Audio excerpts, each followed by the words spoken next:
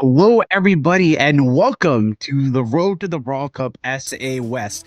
I'm your host, Peta, joined by the amazing Duncan Brawl Stars. I hope you guys are excited for a fun day packed full of Brawl Stars esports action, as I truly am. How are you doing today, Duncan? I'm doing amazing, Panda. So good to be back with you. So good to be back in the casting booth. And so good to have some tournament gameplay back. We already got into the first month of our monthly finals. Everybody had a great time. We all had a good time watching. And I'm itching for more. So we're excited to get into it today, guys. We have got our Group A matches pulling up today. We've got 3 teams in this Group A, but Panda, we do have one team that is not going to be showing up. So I'll pass it over to you to touch on that real quick. Yeah, one of the teams is a no-show today. It's going to be Christina Lovers FA. And that means that the effective number of matches that we're going to have today is going to be much more diminished than we had originally planned or accounted for. But here we have had our qualifiers. We're now on the group stage. In the qualifiers, we had 12 teams that managed to qualify. And now we are facing them in the group stage. And in the group stage, the goal is to find the top 4 teams that will move on to the finals in the double elimination style bracket. And obviously, the ultimate goal for all these teams is to make it to the Brawl Cup, which is a LAN event, which is going to be happening at Berlin in May. Yep, it's definitely an exciting prize. I think that a lot of these teams are going to be excited to have a chance to compete here. This is the Road to Brawl Cup for South America West. So the 3 main countries that we have competing here, Argentina, Chile, and Peru. Not going to include Brazil, not going to include some of those teams like Loud that you might be a little bit more familiar with in the South American region for Brawl Stars. But because of that different segmentation for this region, we should have a couple new players that have a chance to finally shine at the top of their region. I'm excited to get into it. I know these players are excited about it too. And as you can see here, we got our prize pool Brawl Cup invitation, as well as a little bit of money going out to our top 4 finishers. Yes, and in the group stages, as I said, there are 4 groups, and each group has 3 teams. So we're going to do a round robin kind of format here. And as a result, today, instead of 6 matches, we're going to have a lot less matches. We have 3 teams here: Unsueno Incompleto, Christina Lovers, FJC FA. And unfortunately, since Christina Lovers here is a no-show, we are going to be skipping over those matches, and we're going to be playing the matches between Ensueno Completo versus FJC, and they're going to replay that one again, I think. Yep, exactly. We're supposed to have each team playing each other team twice. Because of the Christina Lovers being inertia, we'll have USI versus FJC, and then we'll have FJC versus USI. Is that the same matchup? Absolutely. But still, we've got 2 good matchups. These teams are going to get very, very familiar with each other. So excited to see which one comes out on top of Group A and earns that spot in the playoffs. Oh, yeah, for sure. And if you're not aware, as some people might not be, Unsueno Completo have Todd, NZ and Gun. I believe Todd and Gun are from Chile and Kai is from Peru. FJCFA have Fernando. I'm sorry, I'm butchering this. It's probably because it's too small. Okay, Fernando Alonso from Peru and Jose Candioli. Candioti? Is it a T or Yes. Ken Dioti. Okay, Jose Candioti from Peru and Coper from Peru. Sorry about that. I have butchered your names. We'll get better with the names as we keep on going through the days, guys. But yeah, we have our FJC is a full lineup from Peru. We got a little mix of Chile and Peru for Un Sueño Incompleto. But these 2 teams are going to be facing off twice today. So obviously, whoever wins that first match is going to have a massive advantage. I'm sure both of these teams know that. And they're going to come into the first game very, very prepared. Oh, yeah, for sure. I mean, this is definitely a very important tournament. And if the team is not showing up, then, it's you only have 4 teams that are going to be making it past this group stage to the double elimination round. So despite the fact that Christina Lovers is a no-show, FJC or Uno Sueno Completo have to win both the matches, or they have to get a better set score against the other. It is going to be a best of 5, best of 3 situation. So we're going to have best of 5 matches and best of 5 sets and best of 3 games to decide a set, to see which team is going to be dominating the other team, to figure out, all of those things. But I don't believe that there are any brawler bans in this one or any map bans. I mean, we don't have map bans in this format, but we don't have any brawler bans which are globally banned in this tournament, at least for today. Yep. And like you mentioned, because we only have those two matches today with the Christina lovers being no-shows, the set scores are going to be even that much more important. For example, if FJC is going to win that first game in a 3-2 and then they lose the next game 1-3, then that would mean that Un Sueño and Completo would take the advantage there. So just something to keep in mind. Every single set is going to be that much more important with the tiebreakers that we have in play. Only one team can make it out of Group A, so they got to make sure that they're on their A game, not dropping any sets. There's really not that much room for error here today, Pan. Yeah, indeed. And I believe that the order of the sets is going to be Bounty, Heist, Knockout, Hot Zone, and Gem Grab. That's going to be the order. I'm not exactly sure about the maps. It might be randomized because that's, I believe, how Match Arena works. So we have a pool of maps, and since Bounty is going to be the first one, I think it's going to be Shooting Star, Hideout, and Layer Kick, and those are going to be the options. But we'll show you everything else, the draft, the post-match stats, everything else is definitely covered.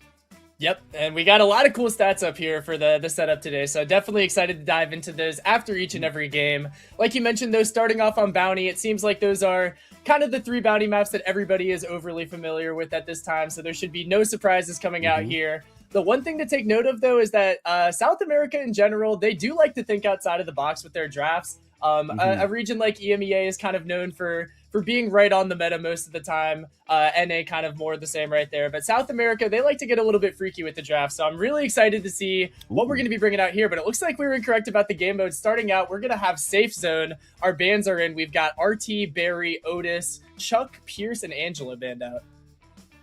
Indeed. Oh, apparently there was a map ad. So Bridge to...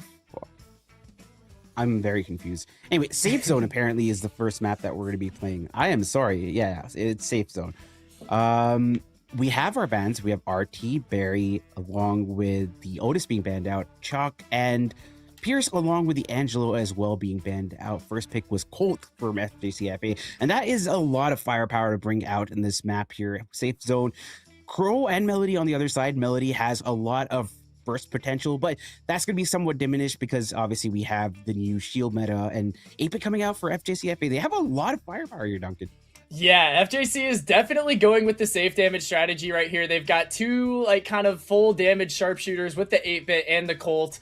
Pretty similar brawlers overall. Obviously, Colt's going to have the advantage with that speed boost that he's able to get from that Slick Boot star power should they choose to rock with that. 8-bit on the other hand, similar to Colt, but just a lot slower and with a little bit of a fatter punch that he's packing right there. So if those two guys are able to get up to the safe, it's going to be a little bit difficult. Un Sueño and Completo going for a little bit more guaranteed damage. They got the Melody that's going to be able to get onto the safe once she gets those supers, along with that Crow who's able to finish off the game with a nice jump right there. Final pick coming out for FJC is going to be the Eve. That's going to be more of their defense, more of their control, but they really don't have a hard defense for the Melody is what I'm noticing, Pan.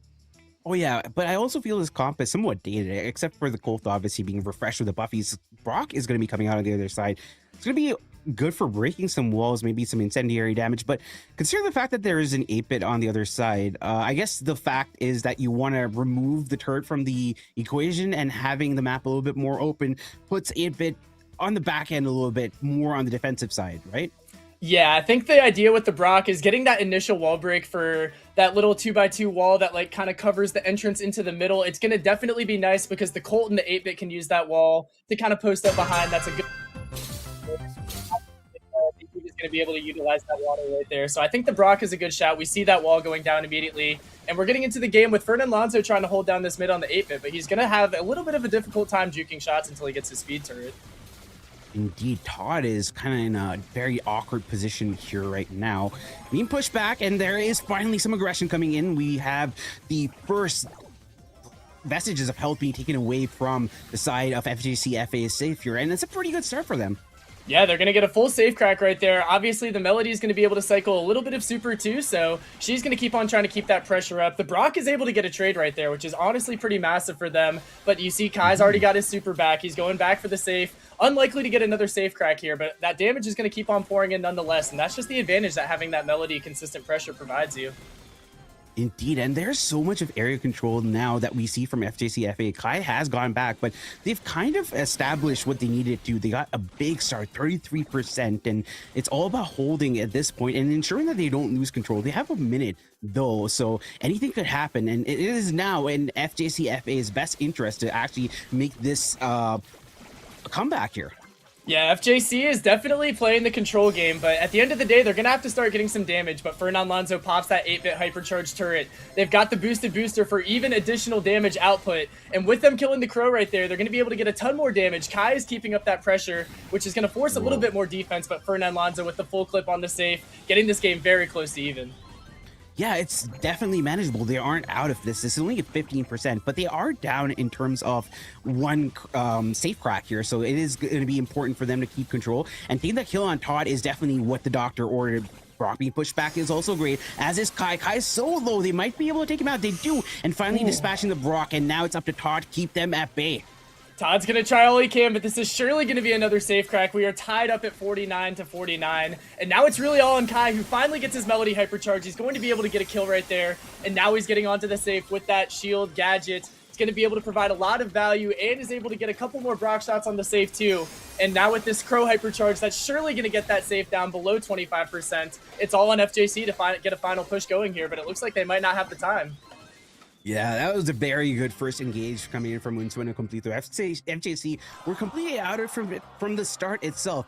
After they got a hold of the game, it was kind of, neck and neck. But prior to that, it felt like they were completely out of their depth. I liked what I saw from FJC FA in the second half, but they need to be sure in their first half that they hold down the line and they hunker down.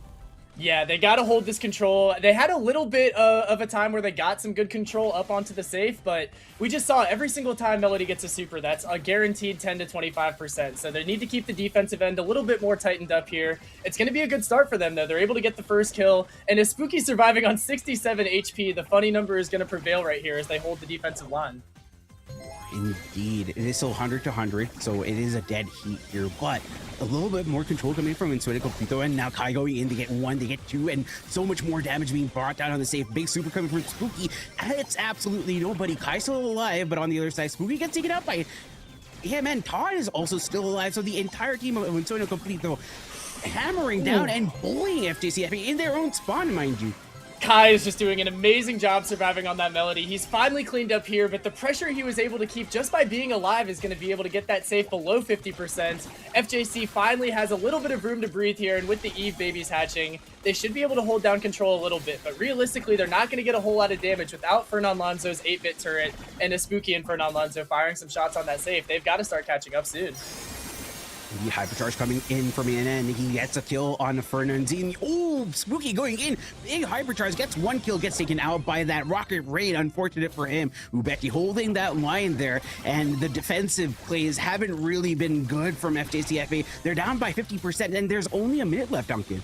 Yeah, and Kai's got full positioning here with his Melody hypercharge. He's going to mess up his dash a little bit, but regardless, that's going to be a ton of damage onto the safe. Almost certain to get that 25% safe crack, and we are pretty much having a game over right here. The Crow hyper jump going to be more than enough to put the finishing touches on that win, and Unsueno Incompleto is going to get off to a beautiful start, taking safe zone very decisively, I might add.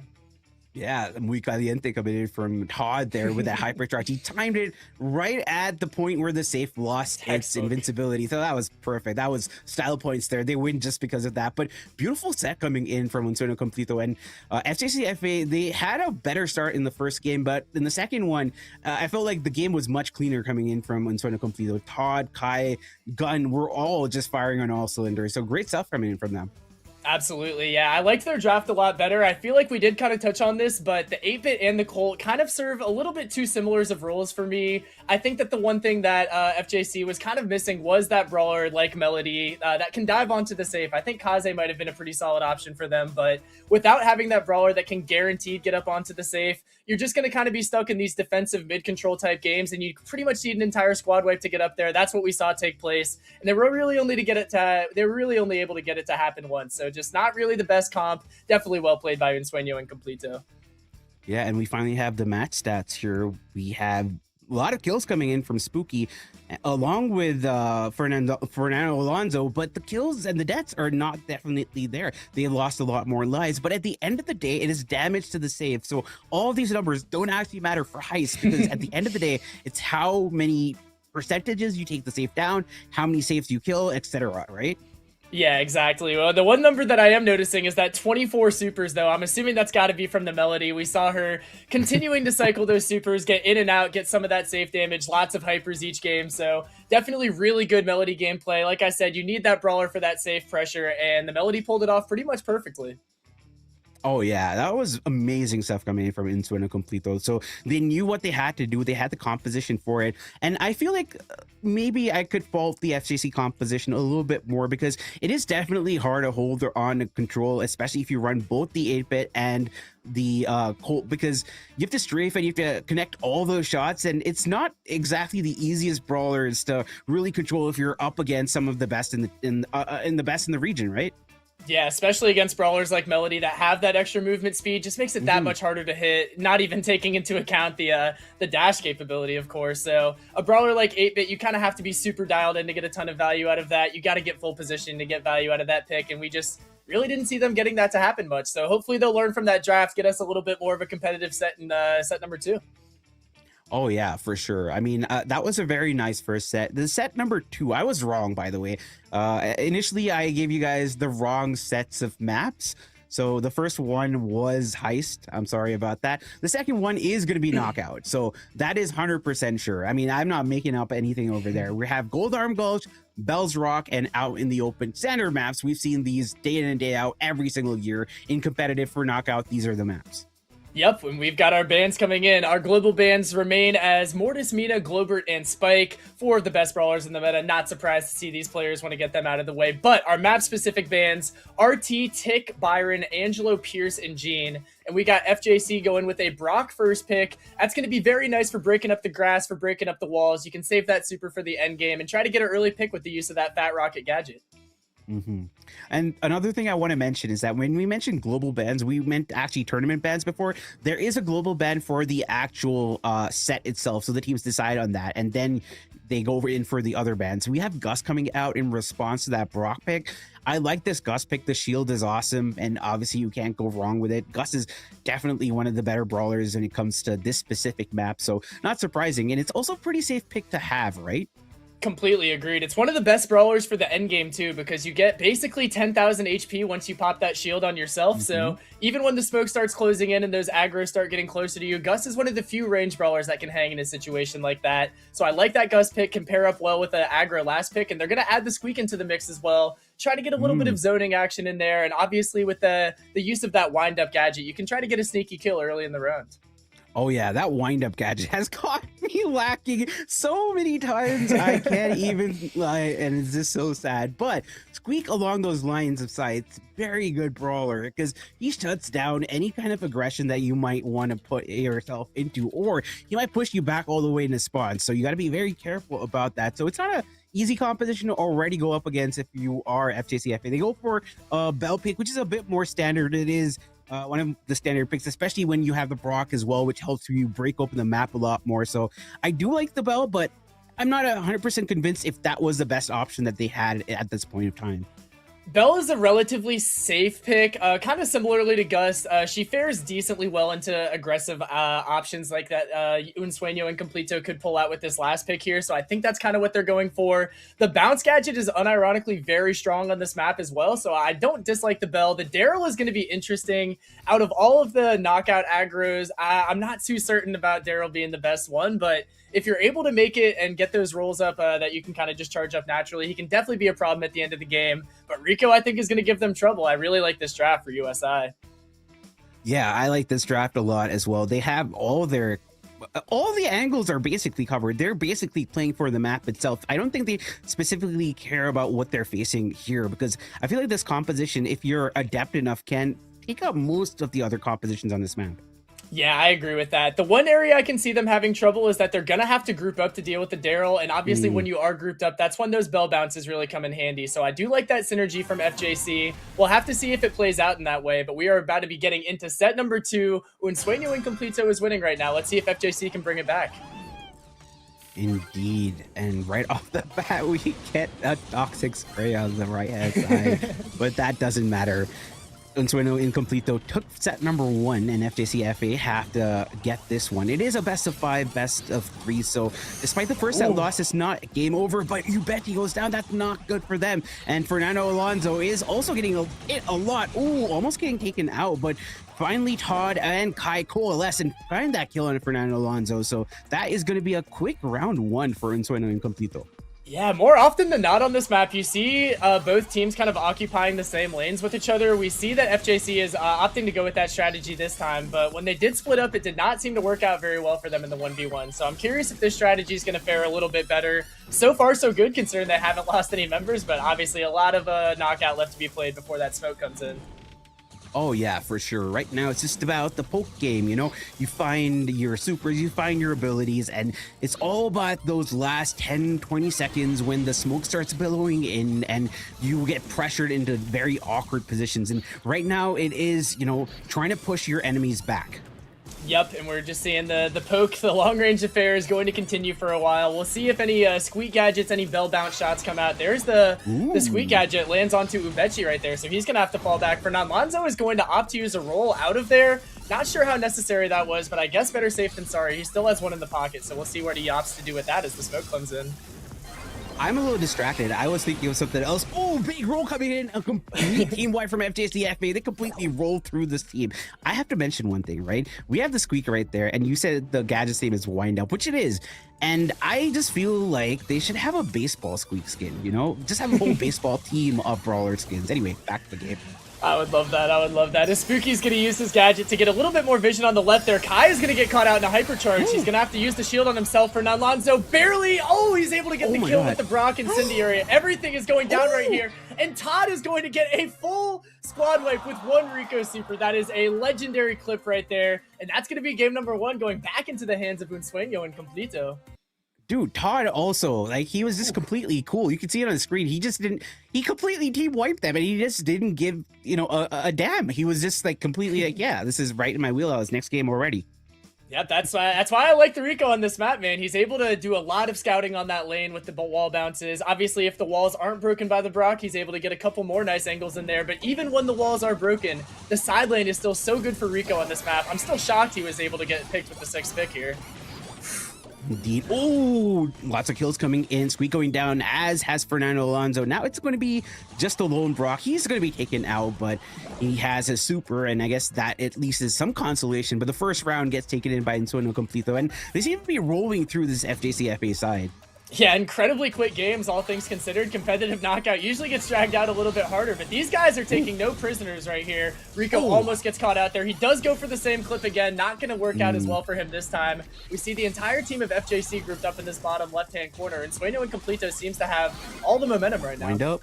Yeah, big wind up. Ubechi gets caught out there, so that's great. Big super also by AMN, which is ready along with Kai. So Unsueno Completo already have their game plan ready right now for Fernando Alonso. He is on the Daryl. We saw some signs of life for him in a previous round, but hasn't really made his presence known. Now he's going to go in. Big roll coming in, but can he find the kill on AMN? He's trying, not able to do so. Rolls again. Gets taken out. Big hypercharge from Kai. Finds 1 kill. Super to close this one out. It's Unsueno Completo taking the set number 2. That was unfortunate for Daryl. He had a couple of people that were weak, and he kind of just got caught with decision paralysis in the middle of everything. Ended up getting 0 kills, and his team fell shortly thereafter. Not really sure if he had a win condition right there, but still, I know that's got to be a frustrating play. Either way, Unsueno Incompleto is looking like a very complete team, ironically enough, and they are definitely looking fantastic, and it seems like they can't be slowed. That was actually something that I was going to say. I took your joke. I'm sorry, Panda. It's okay. I mean, you are Dunk the Unk, right? Anyway, we're going to go to set number 3. Set number 2 was also great from Unsueno Completo. I feel like this is one of the stronger teams that we're seeing right now, at least in this group. And that's a very, very, you know, qualified statement considering the fact that we only see 2 teams right now. So and Unsueno Incompleto is looking like the team to beat in Group A. We're going to have to see a lock-in of gigantic magnitude from FJC here if they're going to bring this back. Obviously, these 2 teams are going to have to run it back after this, but starting in a 0-3 would definitely be very bad for FJC, bad for the mental, bad for the standing. So they've got to lock in, and they've got to lock in now, Panda. Oh, yeah. And in set number 3, I believe that the the game mode is going to be Hot Zone. So we're going to go into Hot Zone next, and we have Ring of Fire, Hope and Business, and Dueling Beetles as the options. So we're not sure which one we're going to be getting, but there are going to be 2 global bans. Sorry, by each of the teams. So that's a total of 4 global bans and 6 other bans, which, you know, can be, they're blind bans. So you don't know exactly, right? But there are a lot of bans is what I'm saying, because we have a lot of brawlers too. So it makes sense. Yeah, and something to note from the first 2 games, we have seen a lot of ranged brawlers. The only like short range brawlers we've seen so far, Melody and Daryl, kind of those dive type brawlers. But Hot Zone is a mode where you can get a little bit more meat on your bones. You can see Franks coming out. You can see stuff like Trunk is a pretty solid brawler nowadays. Obviously, like those mids are going to have a little bit more meat, like Poco Finks. So I'm expecting maybe the playstyle is going to be a little bit more in FJC's wheelhouse. They've got to hope that it is, because it seems like they haven't been able to hang at range so far. Oh yeah, I mean, it feels like they are out of their depth a little bit here, in just not only in terms of like the skill expression that we've seen so far, it also feels like in the draft as well. Not exactly the best synergistic attributes being brought out with the draft here. I mean, you do see it with sometimes the same role being repeated twice with some of the brawlers that they pick. For example, in set number 1, we had Colt with the 8-bit. That was definitely a little bit of a problem. A lot of coordination required, and I feel like these compositions that they are running may not have the best synergistic attributes, but also require quite a big degree of discipline in terms of lane control and in terms of communication, which hasn't been shown. But on the other side, from in Sueno Completo, it seems like they know what the mode requires and they know how to play it. They know all the angles, and fundamentally it comes down to them understanding the game at that level. Absolutely. I've liked what I've seen team synergy-wise from Unsueño and Completo so far, and Hot Zone is definitely a game mode that takes that to another level, because a lot of the game mode is determined by cycling your team members onto and off of the zone. Somebody needs to heal, somebody else will step up onto that zone. You always want to have somebody ticking that up for you, so a lot of communication involved here. As we get into our drafts, it looks like we've got our 4 bands in that we can see so far: Poco, Frank, Ems, and Pierce. Not really sure if we have 2 other bands that just aren't showing up, but that's what we've got so far. So I'll tell you what happened, right?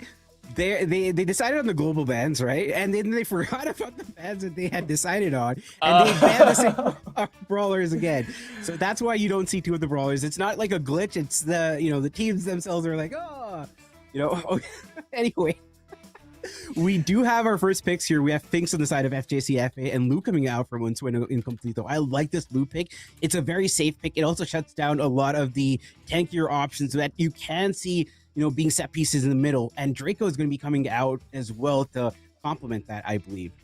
Yeah, I think that Draco is a pretty underrated brawler nowadays. He definitely has fallen off since the past World Finals meta, but overall he can still get a lot of value in a game mode like Hot Zone, especially if you pair him up with the Colonel Ruffs, which is something that you could look to later to give him those free hypercharges. Overall, though, our Finks versus Lou mid matchup, I do think that fares a little bit better for the Finks. Both of them have those supers that can cover up the zone and stall for your teammates, and it seems like they don't want that Dog Draco combo, because FJC is going to be snatching that up. I think that's a wise choice, Pan.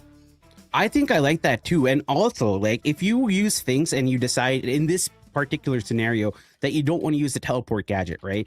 You could use the other gadget to shut down Draco whenever it has a hypercharge. I mean, I'm just saying. That's an option. I don't think that's a bad idea at all. I definitely don't think that's a bad idea. We'll see what the FJC is going to go with their last pick here. They do have 2 mid-range control type brawlers, but with the fact that they have a Colonel Ruffs, I'm expecting them to pair it with a broken hypercharge brawler. Not really exactly what I saw coming, but it's going to be the Ashe coming out. I do think it's a good matchup into the Draco, so that's almost certainly why he's been picked. I like the draft. I do like the draft as well. I feel like Ashe is very tanky and it can be super aggressive on lanes here. I'm a little scared about Unsueno Incompleto here, but I feel like they still have options on the table to change things up here. They already have a pretty good nucleus for their composition. You have a tank, you have the control as well. They just need a little bit more, maybe an assassin or maybe a dive brawler. Nope, they decide to go for a little bit more of control and maintenance, and that is going to be in the form of Lumi, which isn't a bad pick. I don't mind the Lumi pick. It's definitely a little bit under the radar nowadays, but she's got Pierce abilities that can go through the Ashe strats, go through the dog bags if necessary. Doesn't get as hard countered by the Finks super as some other brawlers, so I think it's a pretty decent shout. Honestly, Panda, I think a lot of this game is going to come down to the Finks versus Lou in the mid, so we'll see which mid is more dialed in. I know, it's a battle of mid. The battle of mid. I had to say it. It was too good. But this is a very important set for FJCFA, right? Because it is a best of 5, best of 3. So if Unsueno and Completo win this one, they've completed their conquest of FJC. So it's going to be very important for FJC to win this one. It's now or never. We go into set number 3, Hot Zone, and we are on open business. Yep, and USI is already getting off to a fantastic start. Looks like Todd is getting the better of his Spooky so far. Kai is doing a fantastic job zoning with that Lumi too, using those 2 projectiles simultaneously to keep people pinched with himself. Absolutely textbook Lumi gameplay so far. Full control for USI as we get started. Oh no, there is that big control coming in. Ooh, Betty gets stunned out. Oh, horrible start coming in from FJCFA. Unsueno and Completo just completely rolling through FJCFA, and FJCFA really haven't had a response in the entirety of the 3 sets that we saw before, and it seems to be the case even in this 3rd one. Yeah, not too much good stuff to take away from it. Spooky's using that Fink Super to try to earn back a little bit of control, but Todd has yet another snowstorm just pouring down on him. He's got a hypercharge in the pocket too, so somebody is almost surely bound to get cooked by that purple button. I just don't really see a way that FJC is able to slide out of here. That's a double stun coming out from Todd. Absolutely textbook loot performance so far. And I mean, that's going to be pretty much 100-0 for game number 1. It looks like FJC might be in over their heads here. Dude, Todd has been crazy with it. Every single set this man Look at him has been smirking over performing. there. He is. It is so funny. I'm sorry. It is the funniest thing I've seen. But now they are on match point, and they are deservedly in this spot here. And you know what? There isn't any consolation for FJCFA, because guess who they're facing next? They're facing Unsueno and Completo next, which is... Whew. But, you know, they can get revenge. But, I mean, it's still early, right? We still have them on match point. FJCFA, if they do this like they killed ANN, they might be able to get back this game here. Already the best start that we've seen from them in realistically any of our 3 sets so far. Ubechi is doing a majority of the work by himself. He does eventually drop. His rats aren't going to be able to get that much value. But regardless, 12% of the zone, going to be more than we've seen yet. With the Fink Super coming down and the Gadget, that's going to be a nice kill as well. Unfortunately for them, though, Kai survives. Very low HP on the right side. Yeah, good use of angles coming in from Unsueno and Completo, and the pinch communication is so important and so nasty the way they're executing. Todd already has a purple button, and that's crazy because they have a pretty big lead here. Another super coming in. Ubechi gets taken down along with the help of the Gag coming in from Ann, and finally a kill on a Todd, and that is definitely who they need to be focusing on. Kaya is going to be the next to go down, and control coming in from the side of FJCFA finally.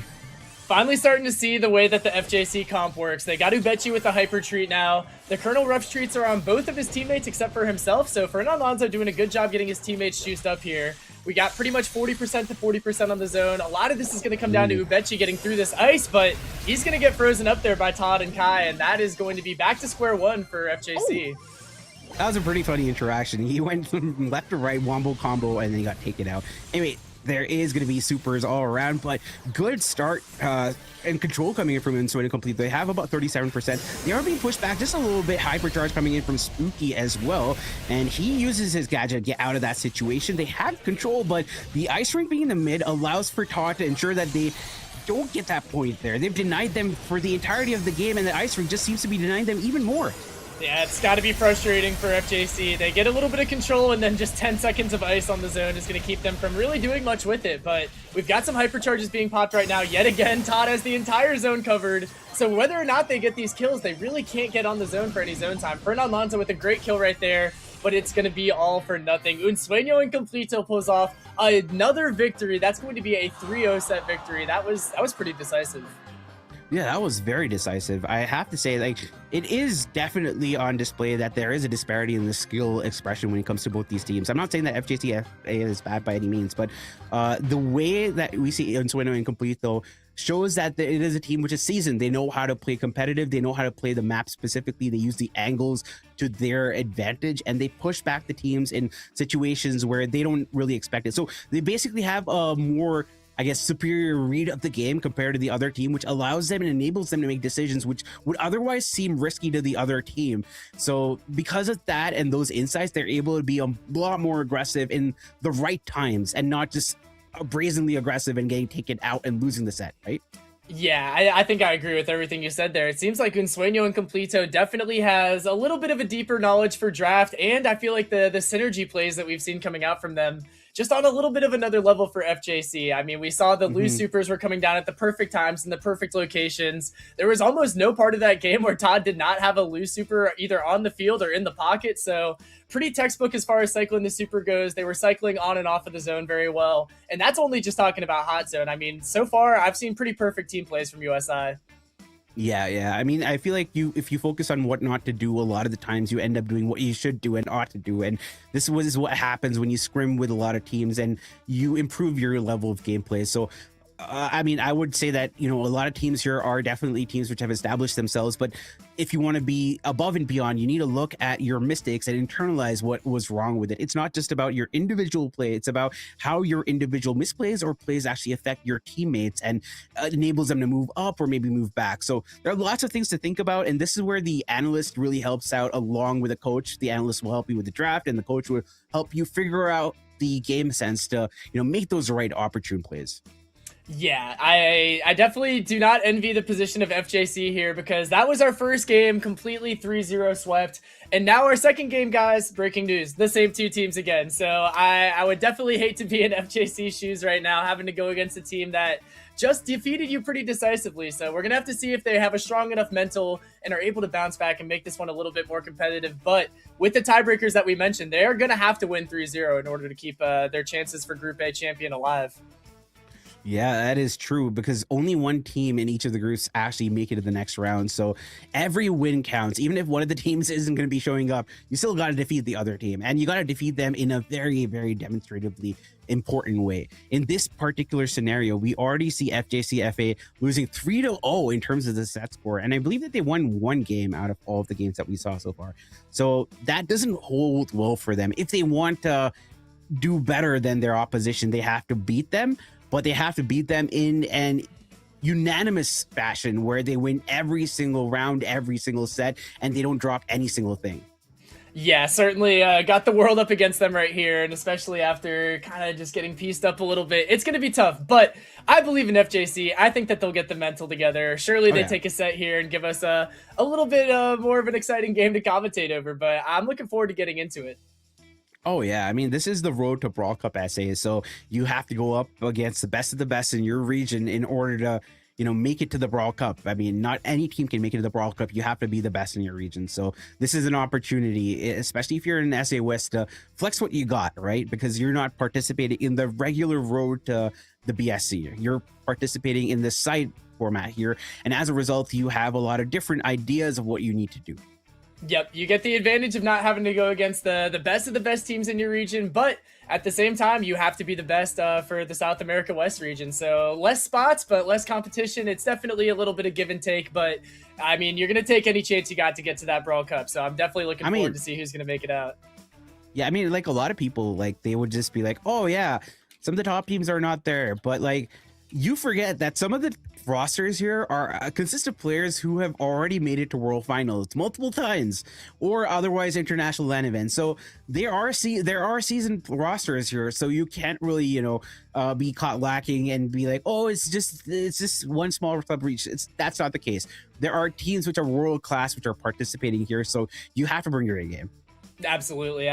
And like we said with the group format, it definitely is going to make it a little bit tougher. There's no room for error, really. If you drop one singular game, it can kind of screw you over here. So with only 3 teams in each group, only one makes it out. You got to make sure that you're at the best of your game right here. So far, Unsueño and Completo is looking like they are on pace to grab that first playoff spot, but it still could be anyone's game. FJC could come back with a different vengeance here.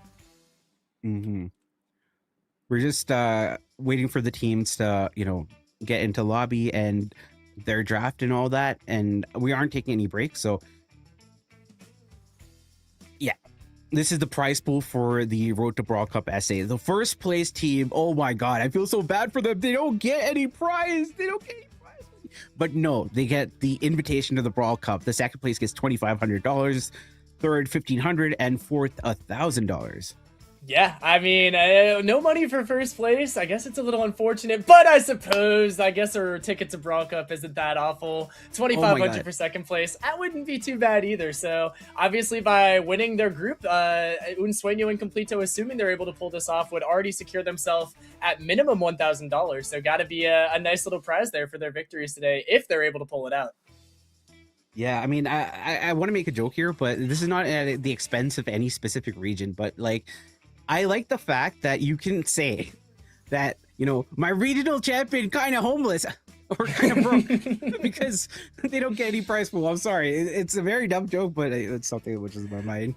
The second place team is going to be able to hold that 2.5 over the first place team, but I think I would personally take but the you Brawl know, Cup I ticket. can get like a 5090. Wait, no, 5090 costs $4,000. I can get like a really good PC, maybe. With the RAM prices, but yeah, no, definitely a lot to play for here. But of course, that Brawl Cup ticket gonna be the #1 thing. So I mean, I'm already looking forward to Brawl Cup personally. Oh yeah, are you going to go to Berlin? I'm not sure yet. We'll see if somebody wants to sponsor my trip out there, but I could probably be convinced. Obviously, wish it was a little bit closer to home for me, but I mean, an excuse to go to Berlin sounds pretty fun to me. I'm not gonna lie. Exactly, and it is exciting times. I feel like Brawl Stars is coming back. We've had some pretty good the update so far in terms of what we saw in the Brawl Talk and the sneak peeks looks pretty good. We got Prestige, which gives a lot of people reasons to actually grind ladder, and I feel like that was one of the major reasons why people didn't play as much, because they felt like there wasn't a reason to play after, you know, Wrangle was kind of not a big deal, and then we got our mastery removed. So this gives people a reason to keep pushing. I also like the MMR format in terms of the matchmaking in theory, so I want to see how that plays out. But you know, the new series Brawler looks pretty interesting. Lots of interesting cool mechanics, so much of aura, and the voice lines are really good. I like the overall character design. What are your thoughts about all of this, Duncan? I am definitely a little bit fearful of the new hypers and the new buffies, but I mean, that's just the standard Brawl Stars update for you right there. The new stuff, it's going to be a little busted, and you're just going to have to ride it out, ban them out, and then see when the balance changes come through. But we got another set of big balance changes, so a lot of the brawlers that have been underutilized are going to be finally getting a chance to shine. And then some of those brawlers who've been broken for a while, Frank, Ems, and Spike, for example, should be taking a little bit of a dive there. So I'm excited to have a little bit more of a competitive meta. Obviously, mixing things up every couple months is what Brawl Stars does best. So I'm very excited. Even without the new brawlers, I think there's a lot to be excited about. Oh yeah, and what's also interesting is that when we get the new buffies, for some of the brawler kits, they do change them considerably because they do a rework of some of the abilities and whatnot. So that changes how the brawler is played. Also changes a lot of the interactions that you have. So what tends to happen, at least when we saw earlier, is that previously broken hypercharges, which made brawlers banned out, in subsequent seasons, they weren't banned because there were new hypercharges which were busted, so you just didn't have an option but to get used to it, kind of. So we're gonna probably go through that churn for the next few, I guess, months or something like that. But it's gonna be interesting because every month's gonna bring a new, like, delectable dish to your table. So it's gonna be a fun time. I'm pretty excited for Brawl Stars. Absolutely, yeah. After this month of seeing the Spike, Ems, Colt ban meta, now we're going to get to see the Crow, Nita, Bull ban meta. It's definitely going to be a lot of broken abilities, but overall, I do like a lot of the reworks that they've brought to the game. I feel like they've made a couple of the older brawlers that used to be a little bit more simple, a little bit more complex, a little bit more skillful. So I like the way that the game is going in general. I feel like once we get a couple more buffies, it's going to be a little bit more parity in the meta too. So I'm excited for when we get to that point. I see what Brawl Stars is cooking, and I'm here for every second of it, Panda. Oh yeah, for sure. I mean, I also like the new concept of how they do the brawler unlock specifically for series. I don't know if you're aware of this or not, but for series specifically, I believe that you have to win one battle with all of the brawlers, and that's one of the ways where you can unlock it. That's pretty interesting. But if you don't have all the 99 brawlers, then what do? Well, I think that they still have the serious box event where you have to get 20 boxes in order to actually get serious. So you still have that option, and obviously they have, you know, random community events where they give those serious boxes as well. So a lot of different opportunities and chances to get serious. So I wouldn't fret too much, but it is interesting and exciting, and I'm interested to see how Najia is also going to fare. I feel like she's going to be a lot more impressive than people think. I completely agree with you. Honestly, from the Brawl talk, I was a little bit more worried about Naja than I was about Sirius, just because of the fact that the shot is homing and has poison damage. I feel like is going to be a little bit toxic, like a Meeple Byron hybrid right there. So I think that she's going to be very strong, even though Sirius is getting a little bit more of the attention for now. Don't get it twisted, guys. I still think Sirius is going to be dummy broken. His main attack seems pretty decent, but obviously that Shadow Army is really where he's going to thrive. So very curious how broken / balanced that's going to be. I definitely have my fears, Panda. Oh my god. I mean, somebody needs to make a fan art of Sirius as Sung Jinwoo from Solo Leveling and say Arise. And that's exactly what he is. He's basically Sun Jinwoo, except in Brawl Stars. Yeah, and we know how good Sung Jinwoo was in Solo Leveling. So hopefully Sirius isn't that overpowered, but I would definitely be excited to play him. I think that him and Naja are both going to be pretty skillful once you get the hang of them, as long as they aren't too broken. I think they have high skill caps, so I think they'll be fun brawlers to master. Love the way that they look, love the voice lines and all that stuff. So I'm excited to see them into the game very soon. Yeah, and I mean, I'm sorry we're talking about random things. We're just waiting for teams to finally get into lobbies, but you know, I haven't talked to you in a while, so I'm just using this as an opportunity to yap and, you know, gab and all that stuff. But we just have monthly finals this weekend, and I didn't pay as much attention to the burgeoning, like, you know, TRB scene or the Matcherino scene when it came to Brawl Stars last year, and I was completely caught blindsided by Team Electros. I mean, I knew off them, but I didn't know how good that they were. I mean, I've heard of Gessie, right, for the past 2 years, and I kind of knew that he would be pretty hyped. So when I watched the monthly finals for EU, I was expecting Gessie to pop off. I wasn't expecting this to come out from Team Electros, and I was completely surprised. So, you know, I finally feel that we might have any hope.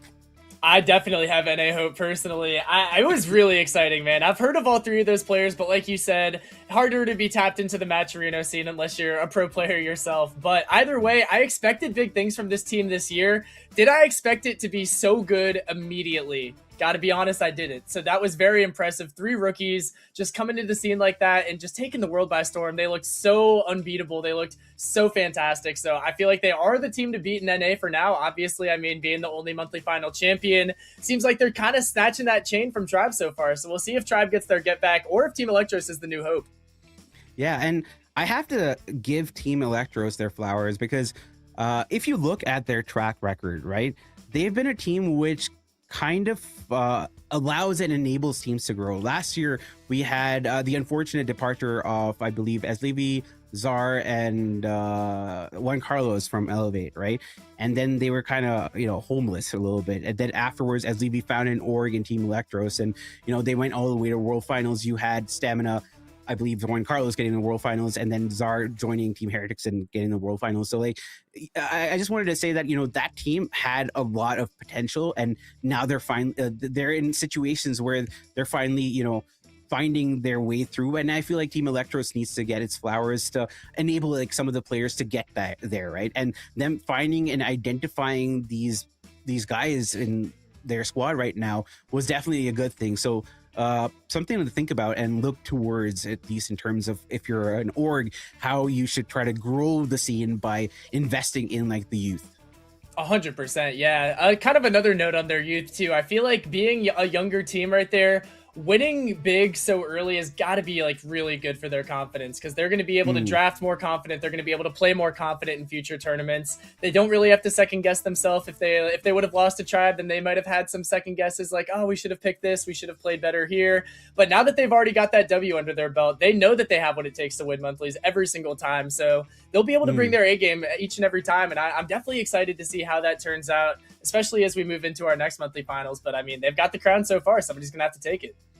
Yeah, and we also saw an upset coming out in South America. I mean, it was an upset to a lot of people, but the Eternal squad was comprised of ex-world champions, but I feel like a lot of people discounted them for whatever reason. It was nice to see Eternal also, another one of those orgs which invests heavily on, like, the small and upcoming players finally get the recognition that they deserve. So it's definitely a great thing to see all of this happen. Another org, it's not a small org, okay, by any means. Big Clan, GG, massive org, right? They have hundreds, millions in terms of footprint. But in terms of the team that they picked up, was a pretty small-ish team of, I mean, they had some well-known players, but they were smallish in terms of what they had achieved, right? So they bet on them and they managed to get this team to monthly finals. So I like these stories of teams kind of like betting on the young starts and like betting on the new generation, because sometimes you gotta go out with the old and in with the new because you get new ideas in it. Absolutely, and Brawl Stars is a young man's sport from what I've been able to tell. We've got some OGs like our boy Tensai holding it down for us over there, but overall, I feel like it is a game where some of the younger players do have a little bit more time to grind and have a little bit more time to thrive. It's almost every year we see one of these rookies taking the scene by storm, and now we've got Team Electros, we've got Guesty, we've got a bunch of other stuff going on, but a lot of these young players, as we finally got our second match of the day pulled up, guys. Once again, we've got Un Sueño and Completo in blue versus FJC in red. Our global bans are M, Spike, Mortis, and Mina. And our map-specific bans, Pierce, Ruffs, Crow, Gus, and Otis.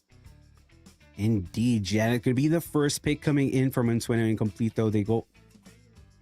I might be slightly confused, chat, because this isn't how draft works. So either FJC has already picked something, or the draft order is kind of out of whack. So I'm not 100% sure. It also might be a new brawler, so that could be a situation. Charlie's coming out for, I guess, FJCFA. It's gonna be the second brawler that they pick, maybe. We could have a Globert situation, perhaps. I guess we'll see once we get into the game, but that would be my best guess, not seeing him down in the global bans. Maybe it's a Globert. Could be a GG, I guess, but probably Globert's more likely to be that early round pick. Regardless of that, I do like the Janet and the Sandy coming out here. Deathcap Trap is a little bit of a frustrating map with some of the angles, but it is a very peekable map, I would say. So brawlers that have those good peek shots, Sandy and Janet both included, going to be a little bit more strong. Also, Janet's just such a good mid with her ability to get away from danger. I'm sorry, I'm still kind of shook up about what's happening in the draft, but you're completely right here. I like the Charlie pick here. It can shut down, the enemy team. It can also ensure that the gems which are picked up by somebody gets taken off from them because of the fact of how the cocoon works, right? So apparently, Sandy, I'm perplexed. What? I think we'll see once we get into the game, guys, but I'm a little bit lost here too. I guess we'll just wait for it to flow in here.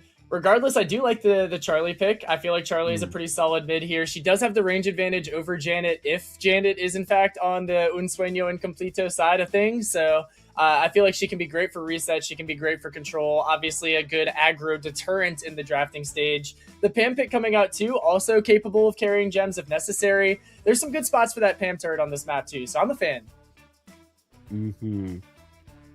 We also have Max coming out for Un Sueño Incompleto.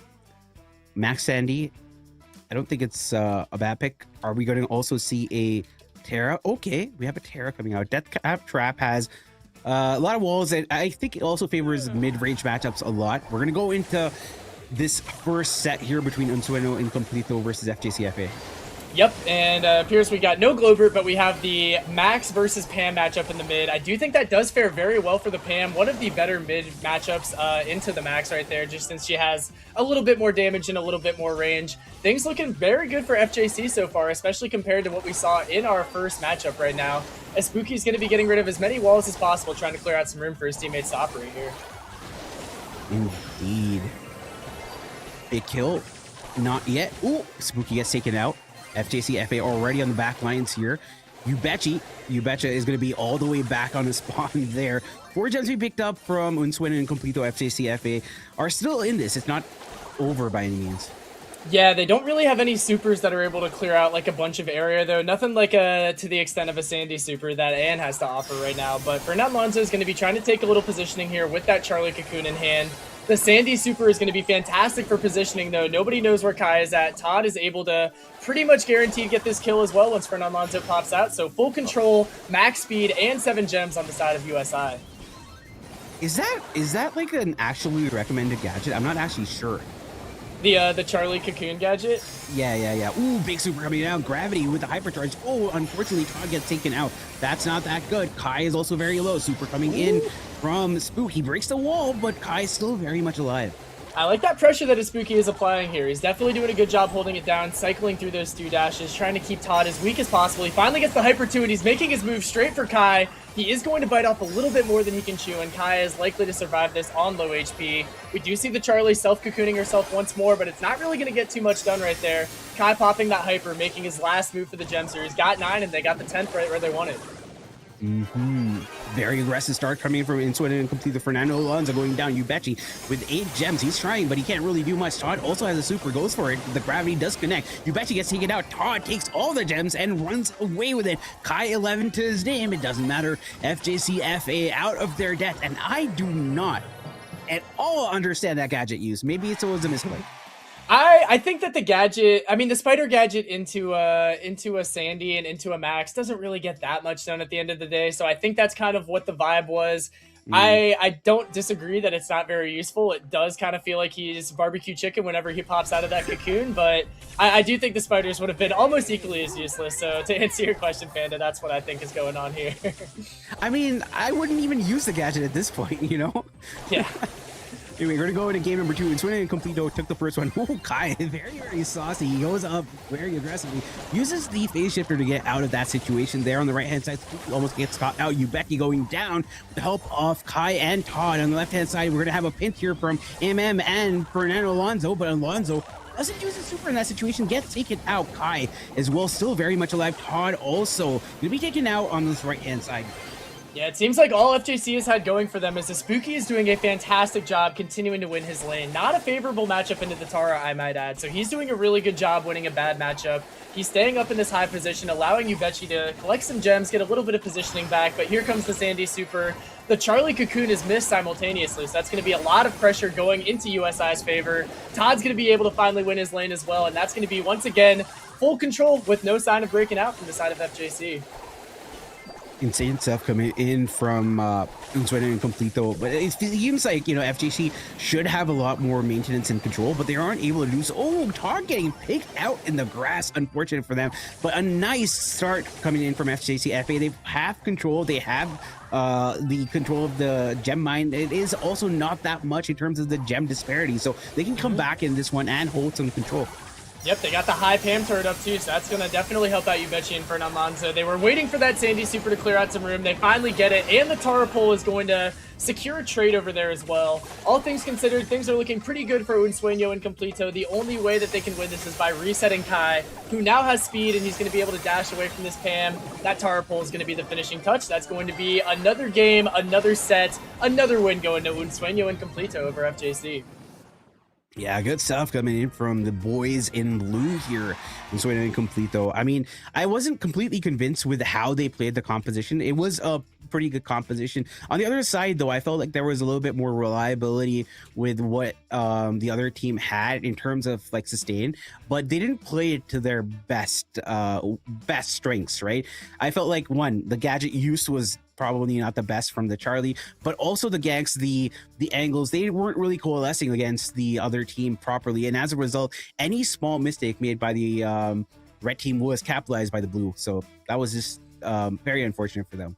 Completely agree. I feel like a lot of the difference in that game was I guess like the usefulness, the effectiveness of the supers just from the draft. I mean, on the side of Unsueño and Complito, we had a Sandy super that is able to fully take back control. We had a Tara super that's able to secure a kill pretty much for free. Whereas on the side of FJC, their most impactful super was realistically the Charlie Cocoon, which we saw, I believe, one connection on the entire time, not even on the gem carrier. So just the existence of those supers in pocket is able to clear out so much room. That's what we saw USI take a lot of advantage of. I feel like the draft, once again, is just not really there for FJC today.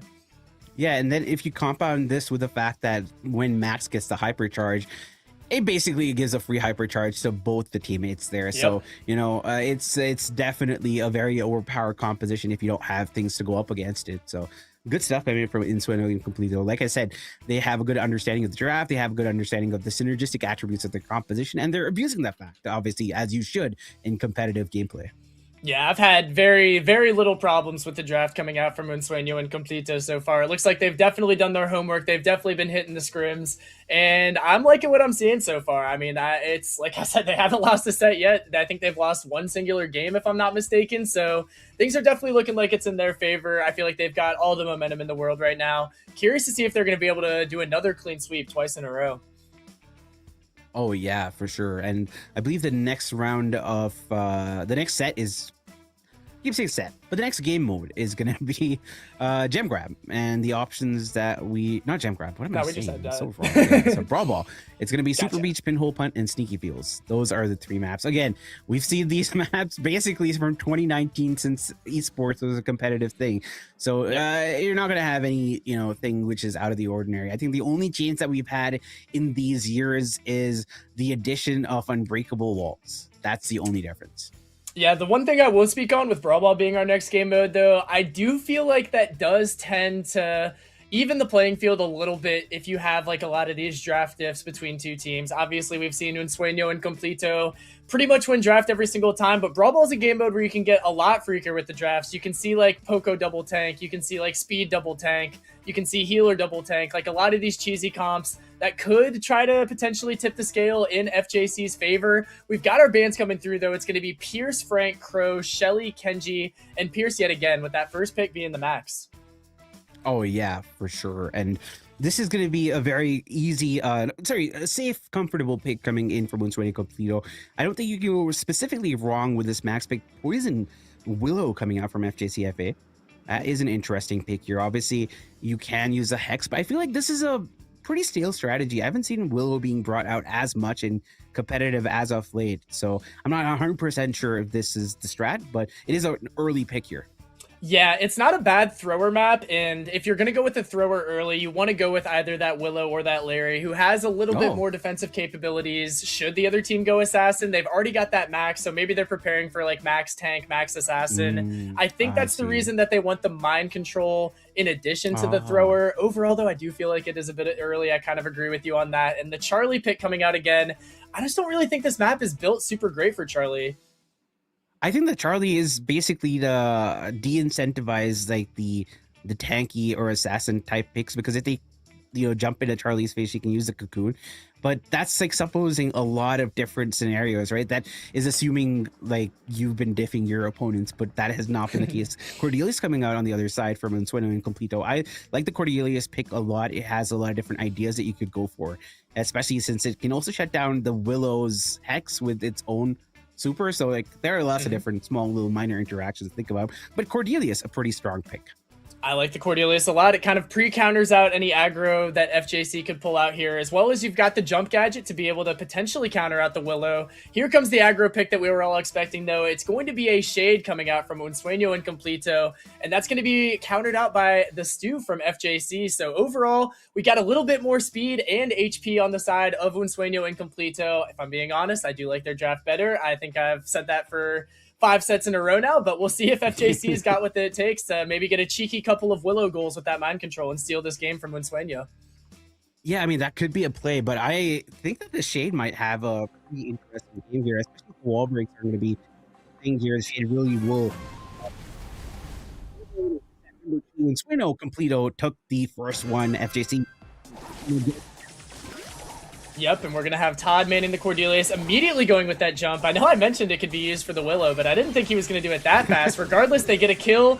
He is going to take a Spooky to the Realm, but that's going to be short-lived as he dies down from the Willow damage. The dive is going to keep Willow alive a little bit longer, and Kai might have had a goal there if he didn't get caught up on that wall panda. Oh, I know exactly what happens sometimes. Your fingers get a little bit sweaty and then you miss the flick that you need. Oh man, I hate when that happens. Todd going down there. But I feel like that was probably heartbreak for Unsueño and Completo. FJCFA lots more control than I had originally anticipated. Yeah, that was definitely a big mistake coming out from Kai right there. Whether or not it's his fault, it's going to be a lot of positioning on the side of FJC, but that Shade Super is going to be enough to trade at the very least. It is in fact going to be a trade. Ubechi cleans up in the middle though, and now we've just got the Max holding it down on the defensive side, but that's going to bait out another Willow gadget regardless of getting that kill. Indeed, Yubeshi still has this super to hand, has a hypercharge as well. Kai with his own, but they have the ball control, which is exactly what you want in this situation. And there is that super coming in from Kai. He gets X'd by the Willow, doesn't get taken out. There's a kill on top, that's huge, and goes down. And finally, Kai, complete team wipe coming in from FJCFA and Swinner and Completo. Finally do concede. I'm seeing something I like here, man. The Willow mind control seems like it is going to be the win condition in this situation. Kai's going to have to be a little bit more cautious and stay away from that off the reset here. We do see Todd taking Ubechi. That's going to be a kill. And this might be a very quick equalizer as they have no response for the pressure that Unsueño and Completo came out of that reset with. Oh yeah, Kai got the purple button and held W and just didn't care. He just went up and up and up, and that was basically all she wrote. Big super coming in from Spooky. That was, I feel like, a little bit desperate there. I don't think that was going to be going in, but he cleared the ball though. Kai going in against Spooky. I think he should be able to get the kill here. He does, narrowly surviving. He might get taken out here. He tries to find some value more, but couldn't do it. But I feel like he did his job enough here. Yeah, he definitely did. I mean, it looks like that's going to be enough for FJC to get the win right there. They got 2 kills, and they were able to sneak that super shot in. With this map, the one thing to note is that you can score from very, very far away. We saw him taking advantage of the angle right there. Really well played by Ubechi, and also having the stew, like, that's one of the brawlers that you can definitely get a little bit more freaky with the super shots because you know you'll be able to charge that super back up quickly. So honestly, well played, taking advantage of the opportunities that they've got, whether it's an open net or a Willow Hex for the win. That was well played by FJC to finally take back a game. Oh yeah, beautiful stuff. We're gonna go into game number 2 here. Oh, it seems like the score is on the wrong side. FJC actually controlling here. We are here. Pretty even start here. Kai getting the kill on Spooky is going to be big for them, but there is a hex throw. Finally, Kai does get found out, but no, there is a kill. No, there's going to be another gadget. Oh my god, there is so much features. I don't know how Kai stayed alive that long. That was impressive stuff. Even with the Willow mind control, he's able to still survive to the second. Spooky's going to clean up a little bit of that mid, though. He's going to be able to cycle that super out, so good control for FJC right now. They just got to work to get either Ubechi or Fernan Lonzo a super, because those are pretty much their only conditions for getting goals. Speed coming out, hypercharge. Kai find the kill on his Spooky. There is a super from Todd. He goes on a Ubechi, gets the kill. They do get taken out. There is a hex and AMN. Oh no. Oh my god, they almost got the goal, but the hex did not outlast this usefulness, and unfortunately FJCFA couldn't get that win. Would have been a nice goal to get, but realistically, I'm sure they're happy just to defend that situation. That was definitely going to be a goal if Fernan Lonzo misses the hex. So well played by him, but Kai is going to be cleaning up on this top right-hand side with the max speed coming through too. Ubechi has the super, the hyper in hand, and he's going to miss it. He does still get those spiders out for a little bit extra control, and it seems like FJC will be able to defend this intense aggression coming out from Unsueño and Completo. Indeed, Kai going in with his super there. Right-hand side going to get a lot of pressure. Todd finds the kill on Fernando Alonso. Ubechi is going to be the next to fall down. Spooky clears the ball and trying to stay alive, wiggling a lot, and does get one wall break. Finds the kill on Todd, which is huge. AMN gets taken down because of the poison from Fernando Alonso, and the onslaught from Unsueño and Completo gets completely dissipated by FJC. That was extremely well played by a Spooky on this dude. That's a brawler we've seen him play in a couple of sets here. Definitely a comfort pick, but he was able to lock in the 1v3, stall enough. He's got a hypercharge too to hopefully be able to get away from Kai, who is using his hyper. He's going to be able to kill Ubechi, but the Willow Hex is almost able to get a goal. And that is actually going to be enough. He's able to use the Hex to pass it to his teammate and get the buzzer beater. That is going to be our first set, finally going to FJC. Really well played. Amazing stuff from FJCFA. They completely locked in the second set. You have the star player from Kai, and they might have the best strats, but at the end of the day, it's the number of goals that you managed to get, and that's exactly what we got from FJCFA. Good stuff from coming in from them, and we finally have a match on our hands. I felt like they were being outclassed at every single corner and every single turn, and you did mention, I guess, earlier before the set that Brawl Ball tends to be the one which changes the direction of how things are going, so it seems like the prevailing wins are for FJC. Absolutely, yeah. I got to give credit to Spooky. He played a fantastic stew in that game. If he doesn't lock in that 1v3, they're going to get scored on, and that's more than likely going to be them getting defeated and potentially swept again. So overall, got to give credit to Spooky for locking in, holding his team down on the defensive end right there. They finally got a breath of fresh air, and even though they have already lost a set, which I think technically eliminates them, they're going to still be trying to play for their pride here and get that 3-1 victory. Yeah, I think I'm happy. Some network issues, so it looks kind of choppy though. You sound fine to me. Oh, okay. And you look beautiful to me as well, Panda. Come on now. 1 second. I don't know. I hope it's working, but it doesn't look like it's working. It doesn't look crisp at all. It looks terrible, actually. Not sure why though. A little bit, but do you know what game mode we got coming up next, Panda? Yeah, I should probably do my job. We have Bounty, which is gonna be Shooting Star, Hideout, and Layer Cake. Got you. So we'll have Bounty coming in next. Like I said, with the Brawl Ball, it is a little bit more of a playing field evener. That's definitely a better way to say that, but you guys know what I mean by that. Bounty, on the other hand, a little bit more skill-based. So I would definitely be looking for Un Sueño Incompleto to lock in with yet another winning draft and try to outrange their opponents in whatever bounty map that we might see come up here. Going to be a very important draft. We have not seen FJC do the best in drafts so far, but they were able to sneak out a win in Brawl Ball with the Willow Hexes and the Stew lock-in. So we'll see if they're able to get a similar comp that can actually get them a little bit of an advantage in the bounty. Oh yeah, Bounty is a specific game mode which requires a lot of discipline when it comes to lane and control. So you have to be consistent and I guess ever present in how you're playing this one, and you can't really lose out you're doing in your goal. But like, I feel like that applies to all sets. So I'm just saying stuff for saying stuff. Yeah, the truth. Hey, but fair. I mean, you didn't say any lies though. You did not say any lies. I'm curious which map we're gonna get because there's a couple differences between some of these maps. Layer Cake specifically is one of the maps where aggros are a little bit more acceptable. We've seen picks like Shade, Daryl, Kaze, Ali the Alligator be very, very impactful on those maps. Not really brawlers you can bring out on necessarily Shooting Star or what's the other map? Dry Season's the one I was thinking of. So curious which map we get. If it's going to be a purely long-range affair, then the draft is definitely going to be very important. Something I'd be keeping our eye on in the draft is which teams, if any, are going to take aggros. Are these teams going to play a ranged affair with like their Pipers, Bells, Brocks, or is it going to be a little bit more aggressive with stuff like Kaze, stuff like Ollie, stuff like Ali? So very curious to see if FJC is going to try to get a little bit aggro here, try to catch their opponents lacking.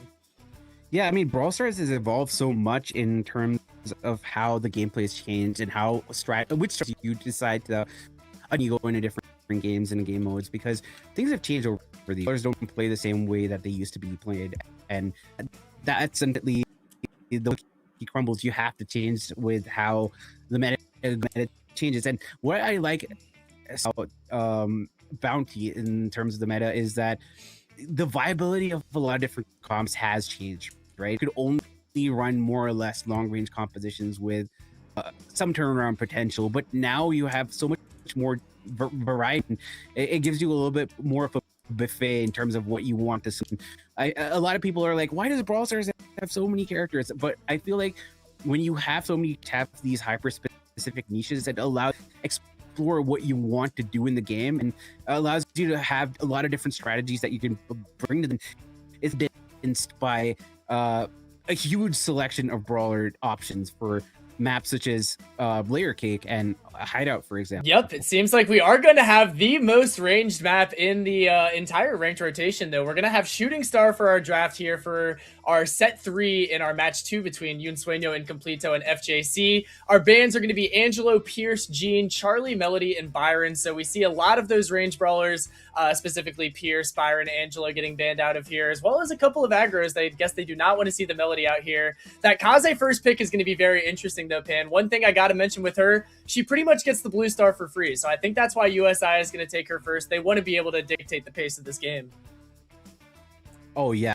And I like this Tsunami pick coming in from the other side. I feel like Nani has fallen off a little bit in terms of what you could, but I feel like if a Kaze tries to, find you, I feel like a Nani super might just be a little bit of a scary option to go up against. Yeah, it's going to be tough for Nani to consistently hit shots on Kaze, but if she's able to, it obviously packs a pretty big punch, able to two-shot most of the brawlers that are viable in the bounty meta. Kaze is another brawler who's really good for an end-of-the-game push, so as well as getting that blue star for the early game lead, you can also use that fan super to kind of condense the vision that the other team has when you're making your final push, or you can use that dash super to try to catch a weaker brawler out. We're going to see the Gus coming out for FJC to pair a little bit more range and HP, and then the RT is going to be the pick for Un Sueño.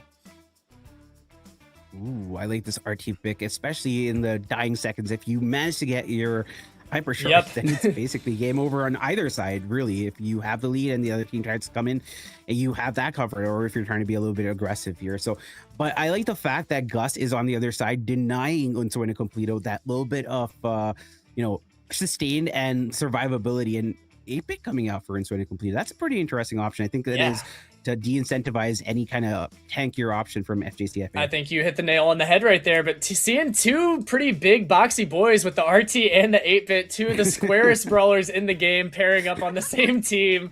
I mean, they both got a lot of range and a lot of HP, so I feel like they're going to be able to tank a lot of Nani heads. The Nani head's really not going to be able to kill anybody in this matchup. Either way, though, I'm not a huge fan of the 8-bit. I think with a couple of good gray long pulls, a couple of good Nani shots, they might be able to take advantage of this. We're going to go in at game number 1 of set number 3. 1 apiece to Unsuena Incompleto and FJCFA. So this is a very important set because it definitely gives you momentum going into the last set if you are going to win this one. So it's an important one. Yeah, we see the strategy taking place so far. Kai obviously getting that blue star, but even with the lead, they're going to keep up a lot of pressure right here. Fernand Lonzo is quite weak right now. We're going to see Kai getting a little bit greedy trying to get some of those tickles in, but he's going to be quite weak, has to fall back. And Todd is going to be tasked with taking up some of the space right here. He's doing a good job hitting a good amount of RT shots. Super coming in from You Betch. He finds a mark on an AMN, but the thing is, like I said, 8-bit just... Sorry, not 8-bit, Nani just doesn't have that much of explosive power like it used to in the past. And the kill on Fernando Alonso is just going to add insult to injury as Unsuena and Completo increase that gap. Yep, something to note too is there's not a single one person that FJC is going to be able to kill to get this lead back, since Todd has 3 but not the blue, and Kai has the blue but not 3 stars. So they're going to be in a great spot to hold this lead right now. The pull is going to connect from a Spooky onto Kai, but we're seeing the Kaze Super and the RT Super online. That's going to make it so hard for FJC to push in. Indeed, but they're doing a pretty good job in Unsuena Incompleto to push back FJCFA. Oh, that was a very aggressive super, but it's unfortunate that he's not going to get that value to get the kill on Ubechi, because he almost would have gotten it if he was able to stay alive. It's still a lead though for Unsuena Incompleto. Big hypercharge coming in from Fernando Alonso. He gets the kill on Todd. That's massive. And there's a shift. FJCFA with 20. Huge momentum shift. Those were 2 back-to-back massive misplays. Kai up way too high and aggressive. Todd, it looks like he just stopped moving for a second there. He does have his RT hyper though, and if there is one hyper that can solo win you a game, it's this RT one. But it looks like for whatever reason the attack just didn't work. That was interesting to see. Either way, the defense is going to hold strong for FJC. Not sure what happened to that RT hyper, but it's not going to be enough to win them the game. FJC is making a riveting comeback right now. Did he use his super, then use the gadget, and use the super again? Potentially. I really don't know. I saw the hypercharge like bullets for like 2 seconds, and then they just went away and he stopped moving. So that was a weird sight to see for sure, but that was their win condition at the end of the game. They needed that RT hyper to push in, and it just was not there for him. I mean, it wasn't.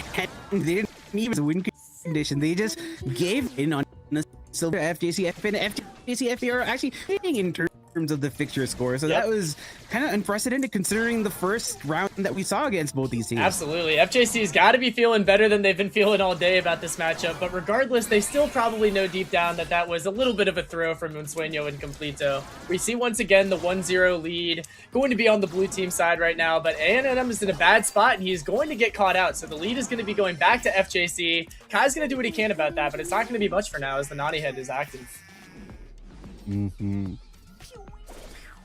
Good stuff coming in from FJC. Super Kai almost gets caught out. Spooky looked like he a long pull, but he got the nice pull on AMN. Beautiful. Kill has been confirmed. FJC, beautiful. One of my favorite plays to watch. I love a gray long pull, and his Spooky pulled it off absolutely perfectly, getting the 8-bit in a horrible position where only his teammates could catch him. Really good pull, but Kai is going to keep up a lot of pressure up here with the Kaze in the ninja form. Not able to land too many daggers right there, but Todd is able to pick off a kill, and the lead only by the blue star is going to go back to Unsuena and Completo. If Todd can get out, which he can't. Ooh, big Spooky to give them a ways to get back to here.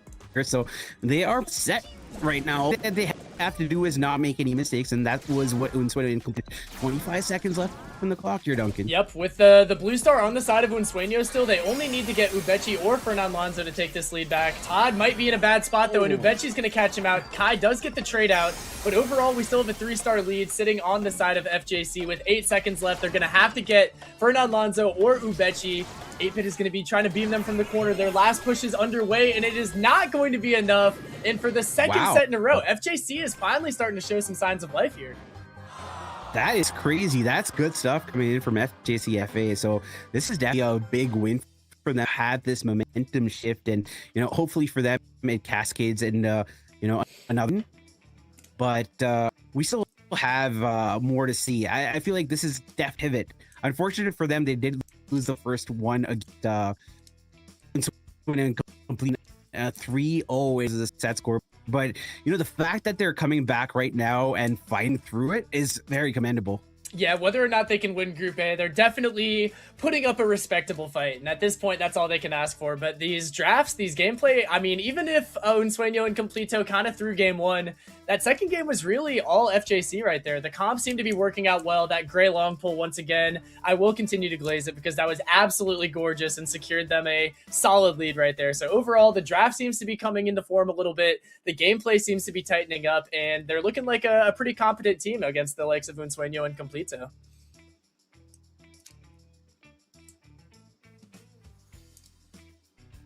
Of the underdog team, I would like to say, come show us up, because this is why we do competitive. This is why we have these third-party tournaments, because unless we did, we wouldn't get to see some of these more these down more reputable, right? This is definitely a good spot. Always fun to get a chance to look at teams from different regions. It's obviously the same game across every region, but the way it's played, the way it's drafted, the way the strategies kind of unfold is different across every single region. So it's really fun to see. Obviously, SA West, not a region that I'm sure a lot of our viewers are overly familiar with. So I'm glad that we're able to share a little bit of this awesome region with you guys. I mean, it definitely is both a pleasure and also I'm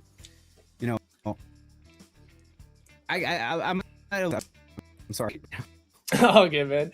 No, yeah, it's a good time. And here, in case you guys missed the beginning, this is our format here. We had 3 qualifiers, giving us 12 qualified teams. That is going to be 4 groups of 3 teams. Today we are doing Group A, but we did have a team drop out. That is why we only have Unsueño and Completo and FJC competing today. I do believe that Unsueño and Completo has secured that spot, so they will be advancing into our finals, which I believe is taking place this Saturday, guys. So we're going to have Group B tomorrow. We'll have Group C the day after, obviously Group D the day after that. So that's just a little bit of a look into the format of this tournament, guys. We'll have 1 team from each group advancing to our double elimination finals. I mean, I want to see how that goes on with the double elimination, but I do have the finals, because at the end of the day, it's the Brawl Cup SA, and I want to see which teams manage the Brawl Cup, because that's what we're here, right? And it's going to be interesting to see how rosters, advance and mature this tournament program. I would like some new faces represent. That would be pretty interesting and cool. But we have our bands, Save Zone next, and the beat Angelo along Chuck Train, Brock, and Byron. Global bands Mina, Spike, Ems, and Mortis. I like the fact global bands, which actually lets you see more of what the meta could be. Absolutely, yeah. I do feel like with Brawl Stars having officially 100 brawlers for pretty soon here, it is, I think, about time for the game to expand into some more bands. And I like that we're getting a little bit of a look into that. I think it's really fun and really fresh. But the Crow pick is going to be a pretty safe option from USI right here. He's got decent range, decent damage. He's got the ability to dive in at the end of the game onto that high safe. But the Colt and the Bell are going to be the answer from FJC. Both of them outrange Crow, which I think is a fantastically smart option for them. They do not want to be feeding Crow super and hyper jumps. Oh. I am confused now. Okay, I guess we had the Colt, then the Crow, and then the Bell. Okay. Yeah. I like this coming in from FJ. They have a lot more firepower. Last time, what they did is that they doubled down and they went in 8-bit along with this Colt, and that was their undoing. This time around, let's see how they get this things up. And they do have a Colt, I think, a Rico. So we have Kroll as a first pick for Insulpito and Rico Miko on the other. I don't strafe rolling down and strafe brawlers. Yep. I don't think that that's like the right decision. And I know, man. What do you think, Duncan? I'm not the biggest fan. I'm with you on that. I do love Rico as a brawler. I do love Colt as a brawler. But once again, it is a little bit of too much of the same thing for me. So we'll see if they're able to get up onto the safe. Rico at least has like a little bit more variety rather than the 8-bit would. And if you're able to get that Rico in position, it can be definitely really tough to get him out. But getting him up there is going to be the hard part, especially when they're going to have to defend from this constant pressure that Miko is going to have to offer. Indeed. This Miko is just going to be very annoying. This is going to be jumping in again and again, distracting the entirety of this FJCFA squad. And they do have damage, but they don't have anything that can easily get to the safe, right? And on Insueno and Completo, they have two things. A hypercharged crow can basically take down one like shield and pop it, and then you have the Miko, which can just keep on jumping over again.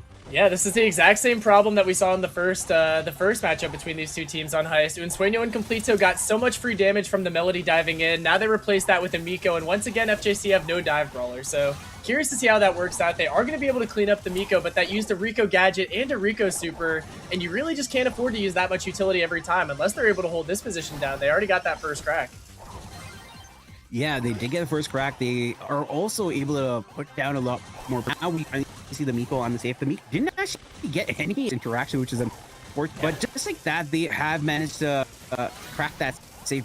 But on that though, FJC made their own work. Yeah, some beautiful defense from Fernan Lonzo, but either way, Unsueño and Completo are going to be able to hold this position. As Spooky, like I said, if he gets in position, he's going to be tough to get out, and that seems like what's going on in the bottom left-hand side of the map. But the Miko's got another free reign up here. Either way, that blue safe is ticking down to almost 10%, and it seems like with that hypercharge, that is going to be another win for FJC. When it rains at Forest Panda, they have not lost in a while now. Yeah, I'm eating my words. FJC in.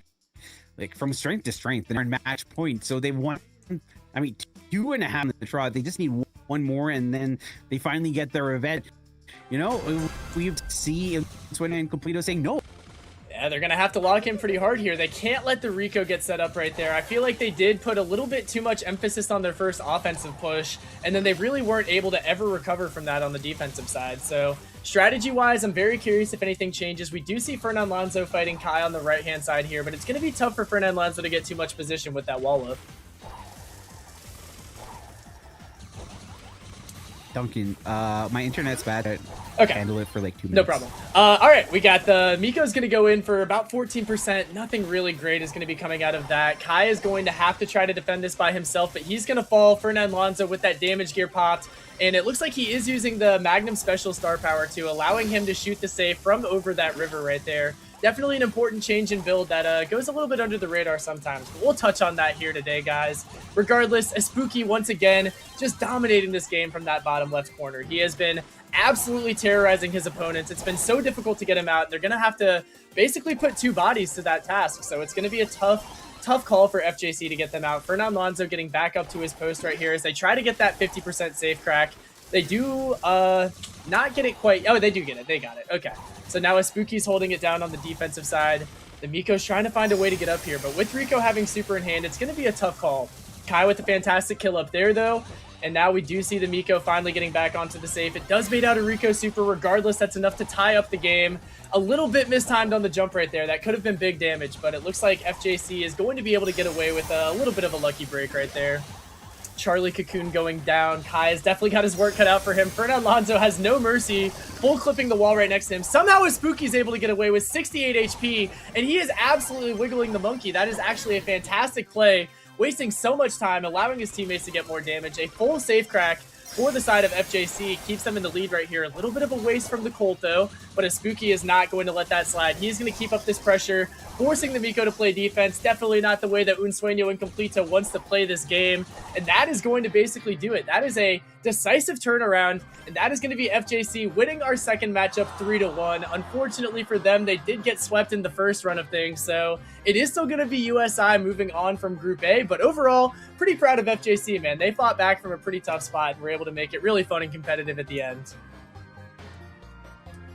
Yeah, good stuff coming from FJCFA. They really showed us, you know, being consistent and not up is the way to go, and you shouldn't give up. You should be like and dog it in your approach to champion. So even if you dogged on the first round, it doesn't matter. You have to come back. You got to pick up the pieces, and that's what FJCFA did. Absolutely. We talked about it after the first round, if they'd be able to keep the mental together, if they'd be able to clean up some of those plays, and that's pretty much exactly what they saw. Whether or not I was a huge fan of some of their drafts, got to give credit where it's due. They were able to keep the mental pretty solid, and I feel like that is definitely the decisive turnaround for them. I mean, they were able to kind of just use that mental, bring them, just keep riding the momentum of one win after another, and I mean, they were able to take 3 sets in a row from a team that had just swept them, so definitely got to be proud of yourself for that. And I guess it's just me on here. But yeah, guys, I think that's it for us, right, Panda? I should wrap it up. Yeah. All right, guys. Well, unfortunately for us, that was our only 2 games of today. We should have 6 games per day going forward, guys. Like I said, we'll be starting at the same time tomorrow for Group B. We should have 3 teams competing there, playing each other twice over each in the day. And then the winner of that group is going to be our team moving on to join Un Sueño Incompleto in our winners bracket on our finals day here, guys. But thank you so much for watching, everybody. Really hope you had an amazing time. Like I said, we'll be live at the same time tomorrow. So hoping that we'll see you guys in either my stream or Panda stream at 3 o'clock Eastern time, guys. Looking forward to getting into more Road to Brawl Cup SA West. But for now, that's going to be all we've got. Thank you so much for tuning in. Have an amazing rest of your day, everybody. Nice. Good job.